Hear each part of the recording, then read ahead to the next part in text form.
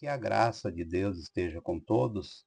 Eu quero ler aqui a Sagrada Escritura no livro de Gênesis, capítulo 14, e o versículo 18, onde diz: E Melquisedeque, rei de Salém, trouxe pão e vinho, e era este sacerdote do Deus Altíssimo.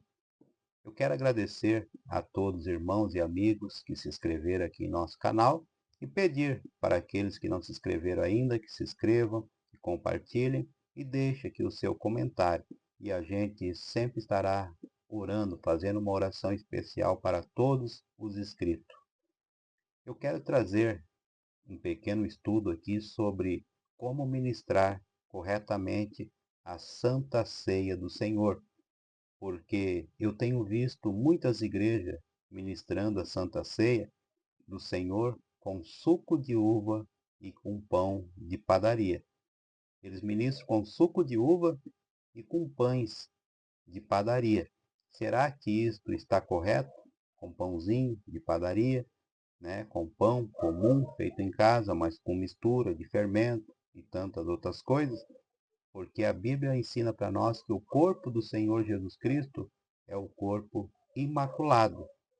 E também sabemos que o corpo de Jesus, ele não é diabético para precisar ser ministrado com suco de uva, mas a Bíblia, em todas as santas ceias que foram ministradas na Bíblia, sempre foi com vinho e com pão asmo, porque o pão asmo ensina para nós que é um pão sem fermento, sem mistura alguma, representando o corpo santo do Senhor Jesus. E na escritura que nós acabamos de ler aqui, a Bíblia diz que Melquisedeque, ele trouxe pão e vinho para ministrar a Santa Ceia para Abraão. Eu tenho aqui um pequeno estudo que eu quero compartilhar com os irmãos, aonde diz assim: a palavra nos mostra em Gênesis, capítulo 14, versículo 18, que Melquisedeque, sacerdote do Deus Altíssimo, trouxe a Abraão pão e vinho. E Jesus Cristo, sendo sacerdote eternamente segundo a ordem de Melquisedeque, conforme Hebreus capítulo 7, versículo 17, ministrou a Santa Ceia com pão asmo e vinho. Podemos ver nas Escrituras que na semana da Páscoa não podia haver fermento dentro das casas, e quem comesse pão levedado seria cortado da congregação de Israel, conforme Êxodo capítulo 12, versículo 15, e Êxodo capítulo 12 e o versículo 19, pois o fermento simboliza o pecado. Você pode conferir isto em 1 Coríntios capítulo 5, o versículo 6 ao 8. A Santa Ceia ministrada por Cristo foi no dia dos pães asmos, quando sacrificavam a Páscoa. Isto está em Mateus capítulo 14 e o versículo 12. E Jesus, sendo judeu, conforme João 4,9, jamais iria ministrar a ceia com um pão fermentado, ainda mais que o pão da ceia de Cristo representava seu próprio corpo, e no corpo do Senhor Jesus Cristo não há pecado. É um corpo puro, corpo imaculado. Por isso a Santa Ceia, ela deve ser ministrada com pães asmo, preparado por mãos santas, sem fermento, sem contaminação alguma. O apóstolo Paulo recebeu todo o evangelho por revelação do Senhor Jesus Cristo, conforme Gálatas capítulo 1, versículo 11 e 12. E em 1 Coríntios capítulo 5, versículos 6 e 8, o Espírito Santo, através de Paulo, diz que devemos ministrar a Santa Ceia com pão asmo.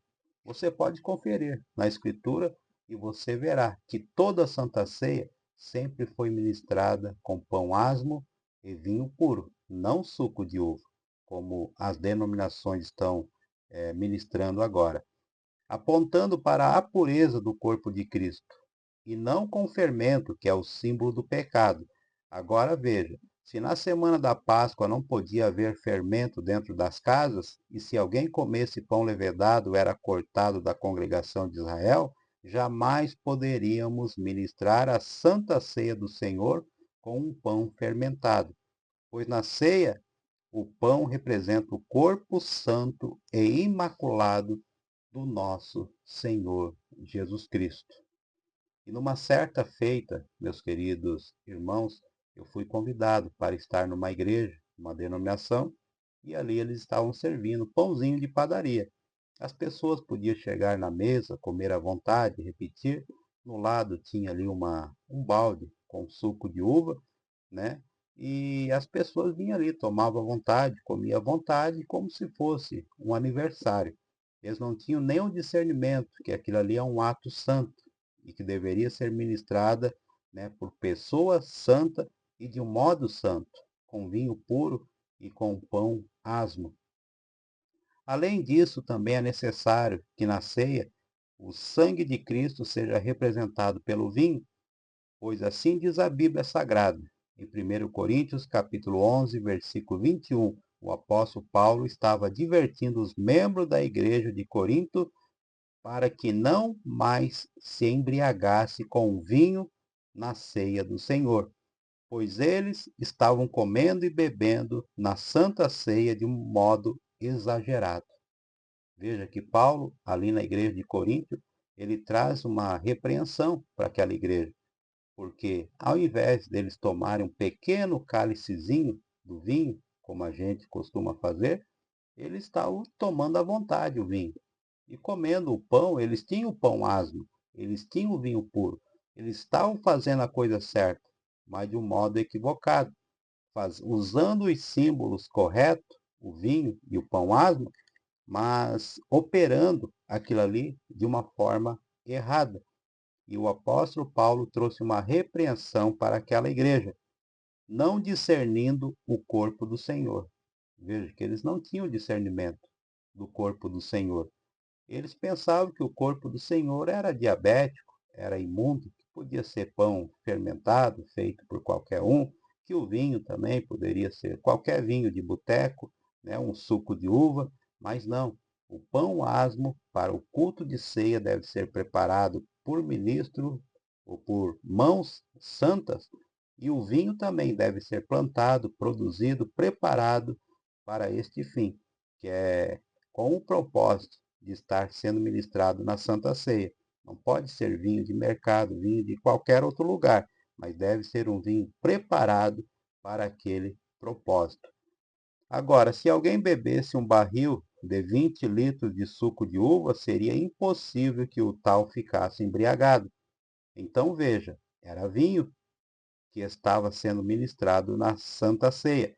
Porém, alguns membros, ao invés de comer um pequeno pedaço de pão e beber apenas um pequeno gole de vinho, que é o correto, eles estavam fazendo tudo exageradamente. E esse estudo, ele veio como uma advertência para nós. Então, nós estamos gratos ao profeta desta era, conforme Malaquias, capítulo 4, versículo 5, que trouxe essa revelação para nós, de como ministrar a Santa Ceia do Senhor. E eu espero que esse estudo possa te ajudar. Eu espero que você depois pegue sua Bíblia, vai analisar, estudar, como Jesus disse, né? Que nós devemos estudar a Sagrada Escritura para nós alcançar a revelação daquilo que nós estamos fazendo e comparar a sua igreja para ver se ela está fazendo a coisa correta. Porque, caso contrário, aquela Santa Ceia nem é válida aos olhos do Senhor. Porque a Bíblia diz em Malaquias que nos últimos dias a mesa do Senhor estaria cheia de impureza, cheia de vômito. E nós não queremos deixar de ser abençoado. Nós queremos ser abençoado e ser o mais escriturístico possível, né? Então eu oro para que Deus te abençoe e te traga esta revelação, se você não tem ainda, em nome do Senhor Jesus. Não esqueçam de se inscrever, deixar o seu comentário e também compartilhar esta pequena meditação, que como está te ajudando, ajudará outras pessoas que estarão assistindo. Deus abençoe a todos. Fiquem todos na paz do nosso Senhor Jesus Cristo. Amém.